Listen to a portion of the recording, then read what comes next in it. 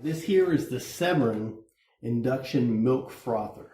It's induction heat, so there's science stuff going on here. And we're in England, and so this is in Celsius, so it's not in real temperatures. Boom, comes off and on quite easily. Super easy to clean. It's got this little magnetic paddle that froths your milk. You can do cold frothing, you can do hot frothing. Has a lid on here. I don't know, maybe that keeps it warm while you're frothing it. I never use the lid. It's a fast process, so I'm not trying to keep things warm and keep it stay warm. There's a minimum fill line right above the paddle, which is basically about all I ever use, because that makes enough for 2 cups really, I think, and it foams it up quite a little bit. There's a maximum fill line right here, so you can put that much in there if you wanted to, and then it would foam it up really. That's a lot of foam. It's got a temperature gauge right here that you can adjust it. So if I push this here, 65 degrees, that's Celsius, and that's the highest temperature. It's Celsius because we're house sitting in England right now. And if you're interested in house sitting, I'll have a link down below that you can check that out. But 65 degrees Celsius, 45 degrees, 50 degrees, 55, 60, but I keep it on 65, which is the hottest temperature on here. Now all you have to do is push the button. Now this turns red. It was blue. Now it's swirling here, and it will get really nice and foamy in no time at all, and it will heat the milk as well. Now if you don't want to heat the milk, you can foam it up. You'll foam up cold milk.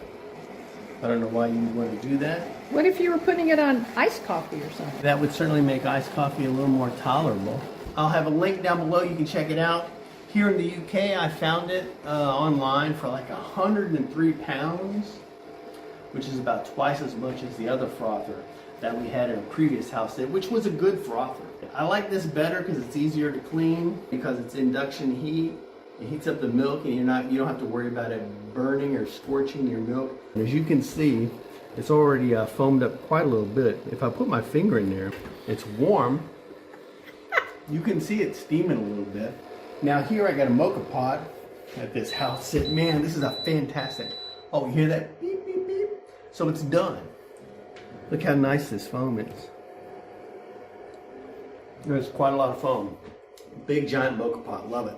This here frother is great with a mocha pot. When you make coffee with a mocha pot, it's almost like making espresso. It's not like a true espresso that you get from an espresso machine, but it's about as close as you're going to get in a brewing pot like this here.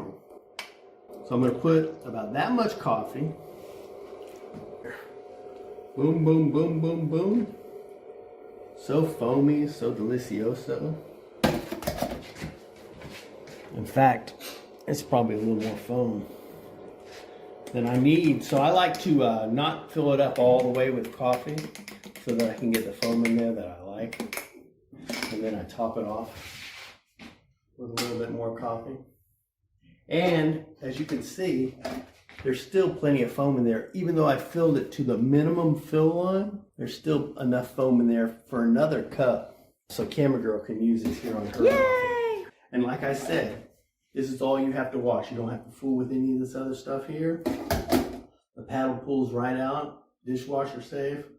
Really happy with this here. We really like it. Super duper easy.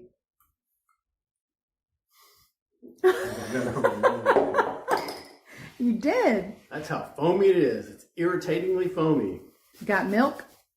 I don't think it comes with this sticker. I think that's from the house set. Links below to everything you need. Thanks for watching.